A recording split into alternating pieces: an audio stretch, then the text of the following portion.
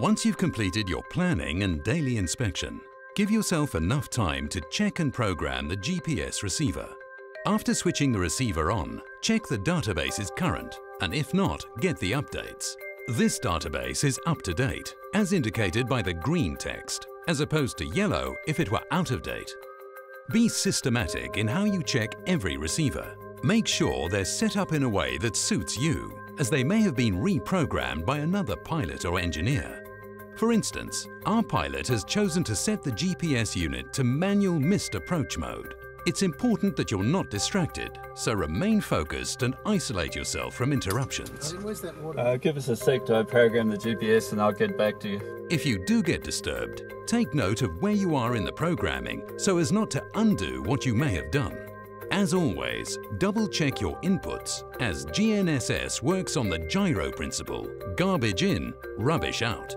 RNAV GNSS approaches are designed as a series of waypoints through which a receiver sequences automatically. Unlike ground-based approaches, where distance information is based on one point on the ground, GPS approaches are like a series of rings in space leading to the aerodrome. The rings are aligned so you can fly a stabilized approach. Between each waypoint, you check your descent against the approach chart and keep the CDI centered. Australia follows a standard naming convention for RNAV GNSS approach waypoints. The names have 5 letters, the first 3 being the aerodrome's designator with the leading Y omitted. The next is the compass quadrant from which the approach is flown. The final letter shows the position of the waypoint in the approach sequence. The initial points mark the start of the approach and are usually designated with A, B or C as the 5th letter of the waypoint name. When conducting the RNAV GNSS approach for runway 18 at Maruya, the initial waypoint from the north would be Maruya November Alpha and intermediate waypoint Maruya November India.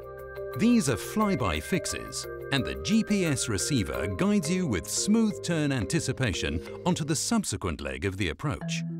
In this example, we'll track via the initial approach point, Maruya November Alpha.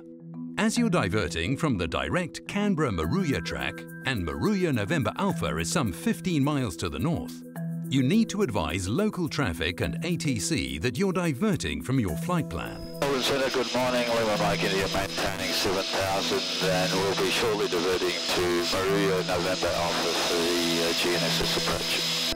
Lima Mike India Centre, good day, QNH 1029, there's no port I-5 traffic direct to Maruya November Alpha. 1029, Lima Mike India. Prior to the initial approach fix, select the RNAV GNSS approach into Maruya. Track direct to Maruya November Alpha, ensuring that your new lowest safe altitude is correct.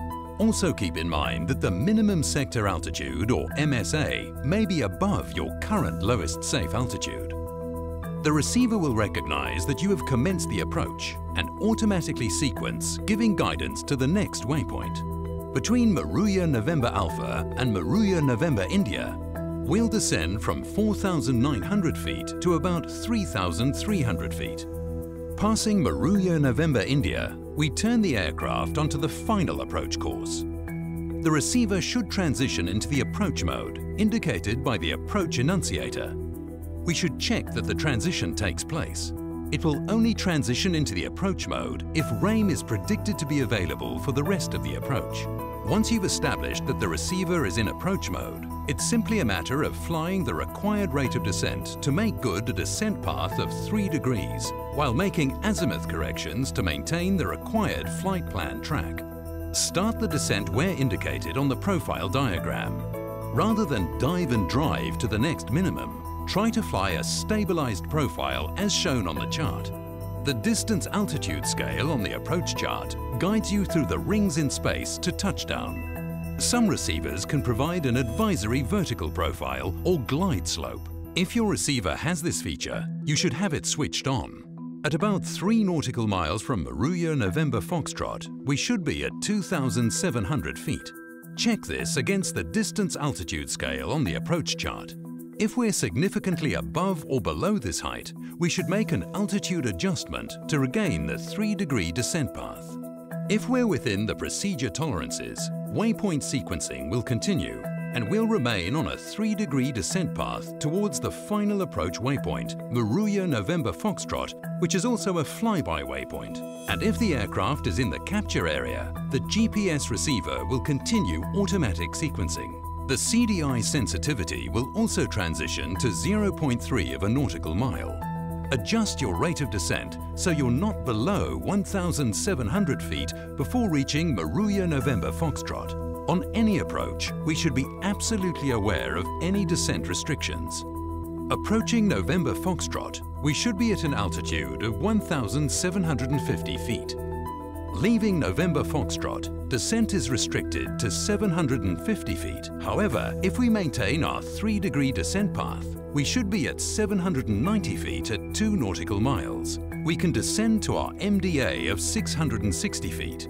If we are visual, we can continue for a landing. If we're not visual, we continue to the Maruya November Mike waypoint and make a missed approach.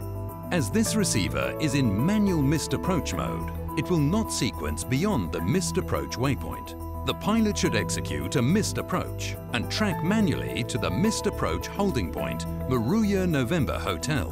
Lima Mike India, roger. From the missed approach, we'll be settling and coming back for a landing runway 18. Once established safely in the missed approach, automatic waypoint sequencing can be selected. The GPS receiver will provide track guidance to the missed approach holding waypoint. If holding is required prior to conducting an approach, select Hold Mode before arriving at the holding waypoint. After passing the waypoint, you can enter the inbound course for the holding pattern. When ready to commence the approach, cancel the hold mode and automatic waypoint sequencing will resume. If you have loss of RAIM or a RAIM warning, you should initiate a missed approach immediately. Track via the missed approach waypoint to the missed approach holding point. Again, it's vital you understand your receiver and all its features and operating modes. So let's look at some basic things to remember while carrying out an RNAV GNSS approach. You must use the RAIM prediction NOTAM for valid prediction of FD and FDE availability. Always make sure the database is current prior to flight. Use the approach chart to ensure correct orientation. Remember, the MSA might be above your sector lowest safe altitude. Check the altitude distance scale to ensure you're not below the planned descent path. And finally, be trained, current, and know your receiver.